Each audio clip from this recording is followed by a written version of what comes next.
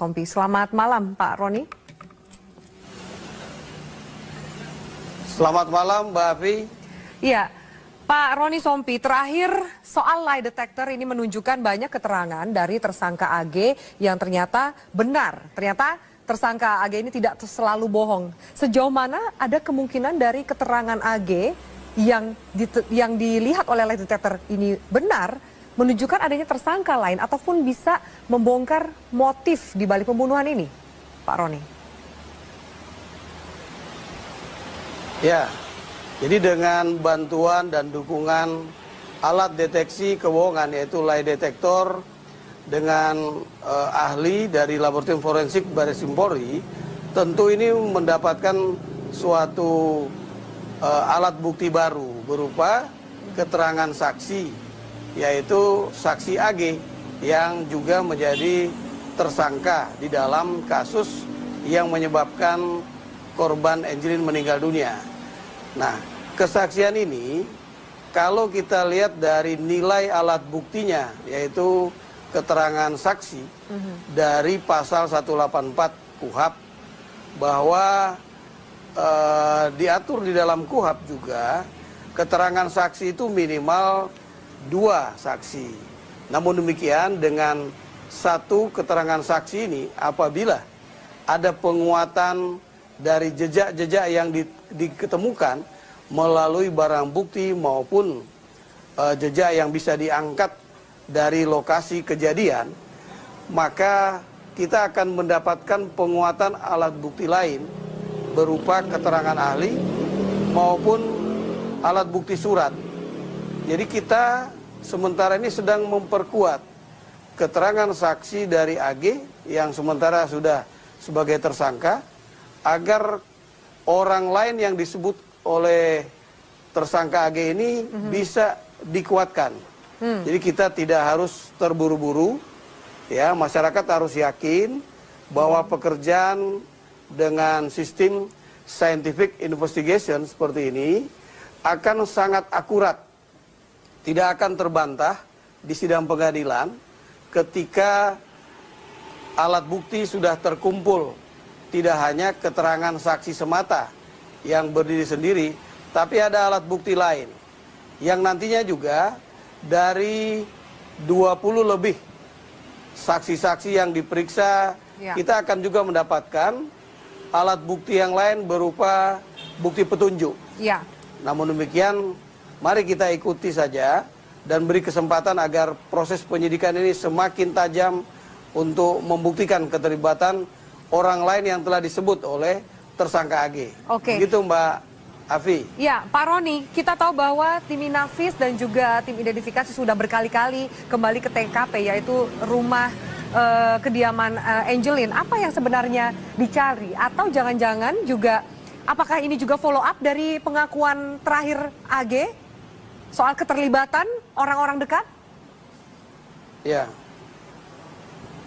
betul sekali, Mbak Afi. Kita tahu bahwa sejak awal tanggal 10 ketika tersangka AG memberikan pengakuan dan dalam pemeriksaan berikutnya sampai yang terakhir dengan menggunakan lie detector, tersangka AG ini selalu berubah.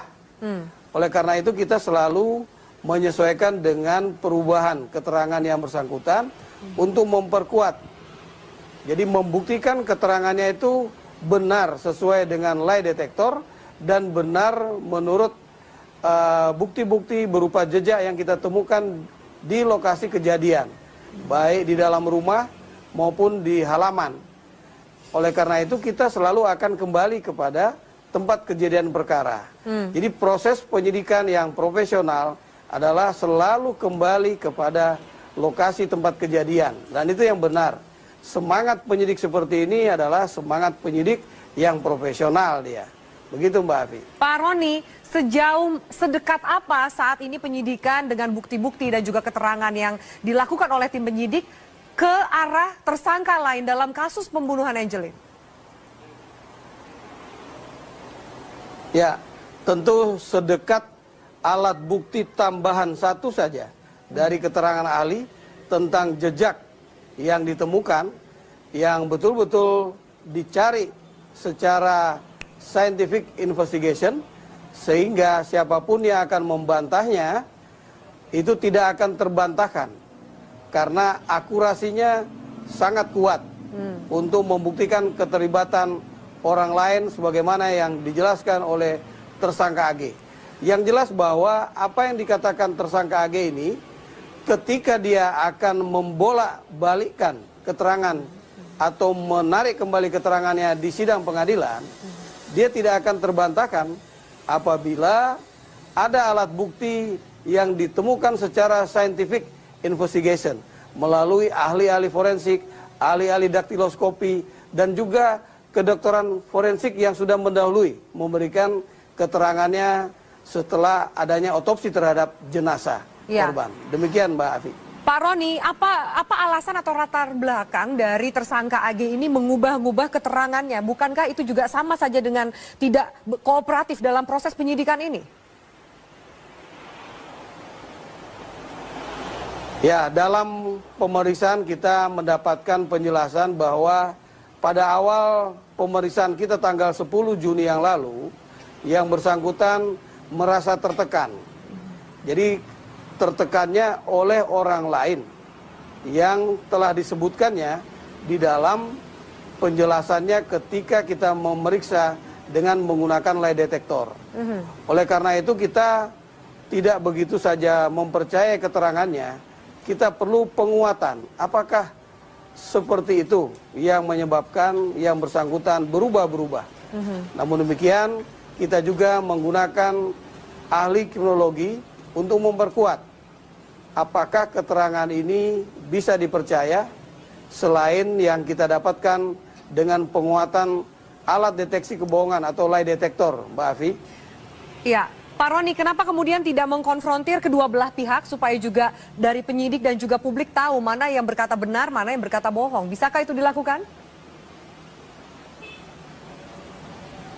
Ya, konfrontasi merupakan upaya paksa juga di dalam pemeriksaan ketika semua alat bukti pendukung atas keterangan orang yang kita percaya benar bisa kita peroleh, maka konfirmasi terakhir kita akan cocokkan. Sebenarnya pengakuan dari orang yang ditunjuk oleh tersangka AG itu menjadi hal yang terakhir. Ya, karena keterangan tersangka itu di sidang pengadilan adalah keterangan terdakwa. Di dalam urutan alat bukti sesuai pasal 184 KUHP, itu menjadi alat bukti kelima, alat bukti terakhir. Kalaupun dia menyangkal, itu tidak ada artinya ketika alat bukti yang dikumpulkan secara scientific investigation, berupa keterangan ahli maupun petunjuk, itu menguatkan keterangan dari tersangka AG sebagai saksi bagi orang lain yang disebutnya. Oke. Demikian Mbak Afi. Ya, Pak Roni, ada saksi di kasus ini, Ibu Siti Sapura yang minta perlindungan dari LPSK karena mendapatkan teror dan juga intimidasi dari lelaki yang tidak dikenal. Oknum ini mengaku dari Polda Bali dan kemudian sering mengajak untuk bertemu untuk membahas kasus. Apa yang Anda ketahui soal adanya intimidasi yang mengaku oknum ini dari Kapolda Bali, dari Polda Bali maksud kami? Sejauh ini saya baru mendapatkan informasi dari Mbak Afi ya, kalau memang ada yang merasa terancam. Kalau memang ada laporannya akan saya tindak lanjuti. Saya akan berikan pengamanan kepada siapa saja yang merasa terancam dan saya akan buktikan pengancamannya itu. Pelakunya akan kita proses apabila memang dapat kita buktikan. Iya. Oleh karena itu saya berharap informasi ini dibuatkan dalam bentuk laporan saja dan kami jamin yang bersangkutan untuk kami amankan dari si pengancam. Oke. Dan Pak Roni, kalau pengancam itu adalah anggota Polri, ya. Ya, silakan Pak, dilanjutkan. Ya, artinya kalau ada anggota saya yang melakukan pengancaman, berarti anggota itu harus kita proses. Harus kita proses, kita beri sanksi dia. Apabila berkaitan dengan pidana, kita proses dia sesuai dengan proses pidana. Ya. Artinya jangan takut apabila ada ancaman-ancaman, berikan informasi tersebut kepada Polda Bali. Demikian. Pak Roni, pertanyaan terakhir, ada pendapat soal pihak kepolisian Bali ini lambat untuk menangani kasus ini, menemukan pelaku lain. Hal ini dikhawatirkan kemudian menimbulkan kecurigaan atau bahkan menurunnya kepercayaan masyarakat terhadap kepolisian. Apa tanggapan Anda? Ya, saya kira itu merupakan bagian pengawasan dari masyarakat. Kalau ada kriminolog yang menyatakan seperti itu, ya bisa saja. Kami sangat menghargai pengawasan dari masyarakat. Tapi kami akan buktikan bahwa proses penyidikan ini sangat profesional dan proporsional. Soal waktu saja kita untuk menetapkan tersangka yang lain. Karena tersangka yang lain ini begitu kita tetapkan sebagai tersangka, maka upaya paksa penahanan yang bersangkutan bisa kita lakukan. Dan kita segera akan membuat perlengkapan dalam bentuk berkas perkara untuk kita serahkan kepada jaksa penuntut umum. Jadi proses yang lain itu sudah hampir lengkap. Tinggal penguatan alat bukti yang sah, maka berkas perkara akan segera kita lengkapi untuk kita serahkan kepada jaksa penuntut umum. Jadi tidak ada lagi ketika kita agak lama menetapkan seorang tersangka lain, kemudian ada proses yang lama, yang seakan-akan bias, ya. Saya kira media, Metro TV selama ini menjadi pengawas, dan kami selalu transparan kepada media apa yang kami lakukan. Ya. Tidak perlu khawatir. Justru kalau ada orang yang berusaha membangun opini, memojokkan Polri, saya justru mempertanyakan, apa tujuan yang bersangkutan berkata demikian? Apakah ada benchmarknya untuk kasus lain yang cepat? Seperti apa kasus lain yang cepat? Dan ini seperti apa lambatnya? Nah, ini kita biar penguatan terhadap publik juga ada.